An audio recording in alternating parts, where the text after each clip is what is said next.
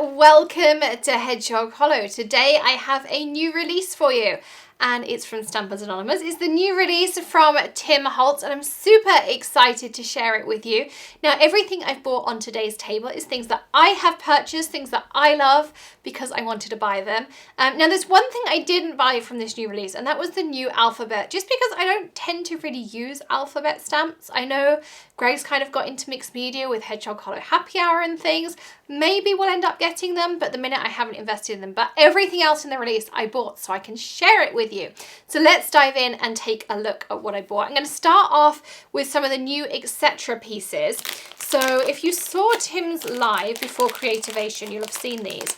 These are new ledgers for those etc. boards. So if you check the top right hand corner, you can see the Hedgehog Hollow Happy Hour where Greg and I created these tags. This was my one and Greg created one as well.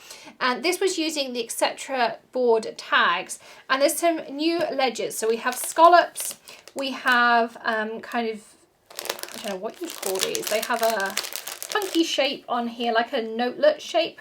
And then you have paint edge ones. And I'll open one of these up so you can see them. And the idea is that they fit on a variety of different sizes of tags. You get a number in each one, if I can get them out. They're all laser cut. And the fun thing for us about Stampers Anonymous is they're made down the road from us in Cleveland. They pop out like this. And I really want to find a way to use these pieces as well. Whether we can use them as a stencil or something, I don't know. But you can use them on the edge like this. So you can create fun pieces like this and you can put them together. You can trim them, you can cut them. You can create ledges so that you can stand pieces up like this or like this. So you can stand them up. Oops, that's not focused on there properly. But you can stand up your tags so that you can create stands for them. You can sandwich them in between like this. You can put them down the edges to extend your tags and create different shapes. You can really do all kinds of different things with them. So it's just an add-on for your tags, like you can get the tombstone add-ons and things like that. There are now these add-ons too. So that's one thing we have. We have a load of new stamps for you as well. And if you saw me playing around my alcoholics, you'll know how much I've been playing with the January release. Well, this is the February stamps release. So we have these beautiful scrolls. It's called Scrollwork. I mean, I cannot wait to play with these. And you know there'll be projects upcoming using all of these stamps. I need a new Stampers Anonymous storage binder. I guess I better find a show that they're coming to near me so I can go and pick some of those up.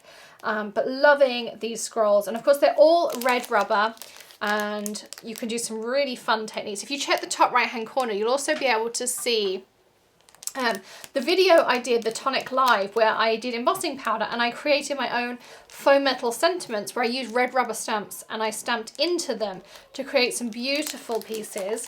You could do the same with these fragments. I mean, look how beautiful these are to stamp on mixed media pieces or into embossing powder. And I love how they kind of just fade out into other pieces as well. So this one is called Fragments. So of course we'll link everything in the description for you as always. And I link them in the order that we do the video just to make it easy for you to find. I am in love with this architecture. Look at these blueprints. They look like cathedrals. It kind of reminds me of St. Paul's Cathedral or something like that in England. I mean, I just absolutely adore this. Maybe something kind of Roman, Greek, I'm not sure where Tim got these from, but absolutely adore this one. I've used this a lot. And for those of you who watch Hedgehog Hollow regularly will know that I love these glorious flowers. So there was Glorious Bouquet was the first one, and then there was a Glorious Christmas one. Now there is Glorious Garden with this huge flower in the middle here. I am in love.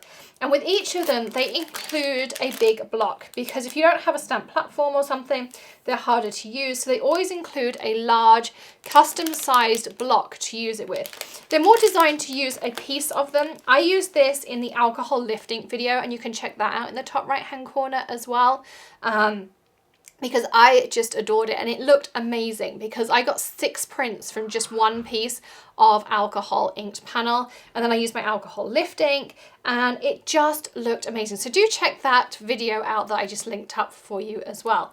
I think that these are a beautiful, beautiful stamp. I also used it on my prototype for that Hedgehog Hollow Happy Hour that I linked up earlier.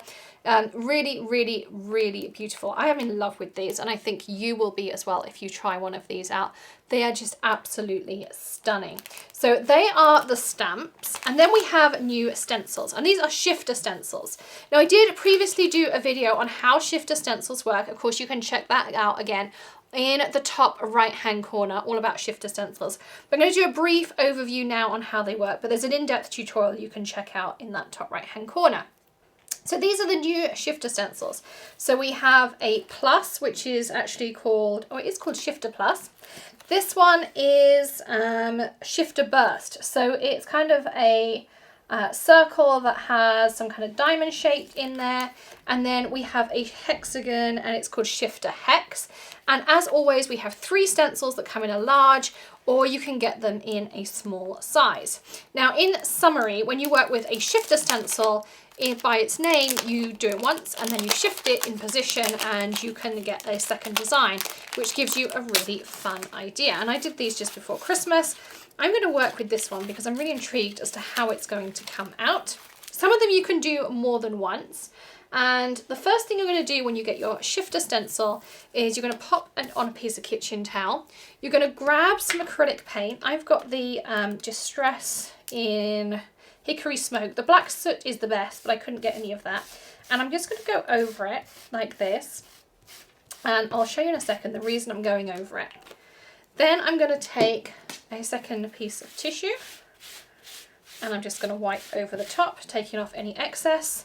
And the reason I'm doing that is it picks up in the Shifter stencil, there are some engraved lines, and by putting the paint in there, it picks up those engraved lines, and it's going to make it a lot easier for you to be able to use the stencil.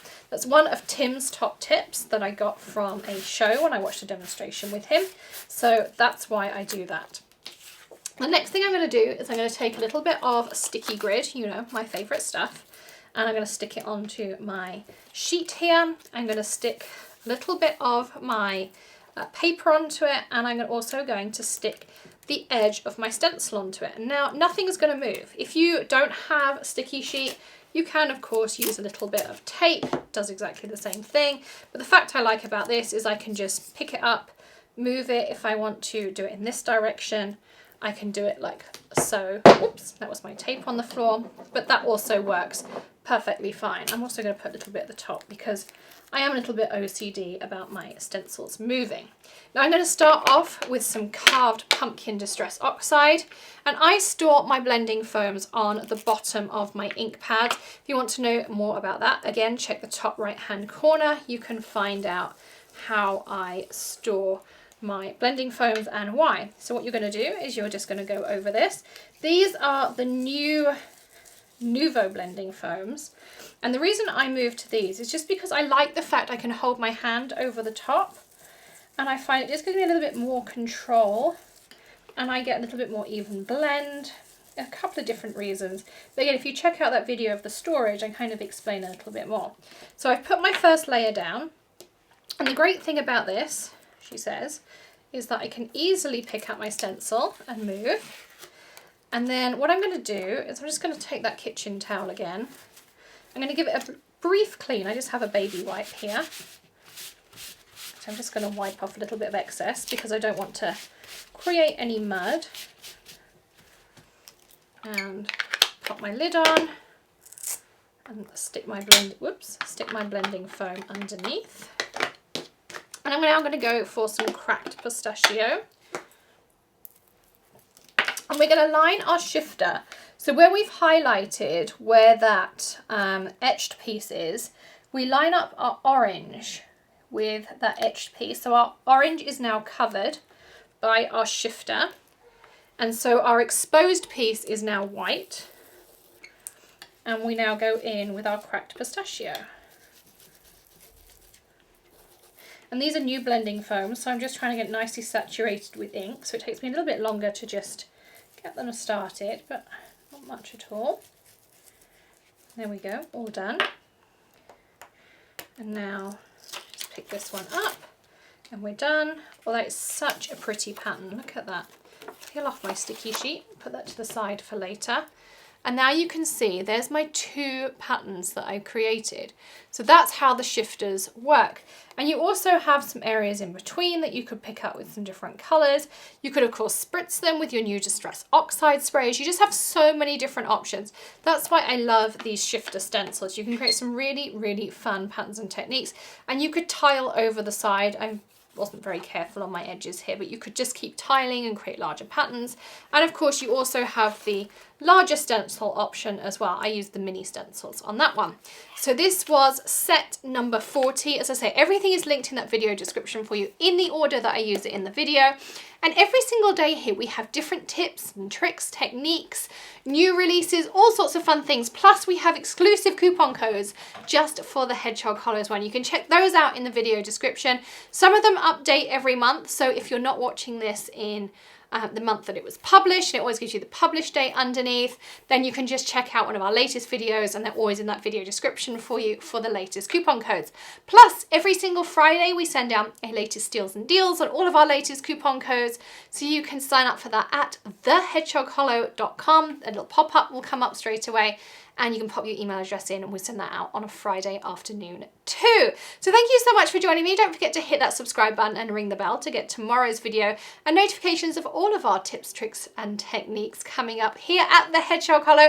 Thank you so much for joining me. Give us a thumbs up if you enjoyed this release and leave us a comment below to let us know your favorite thing in this new Tim Holtz release from Stampers Anonymous.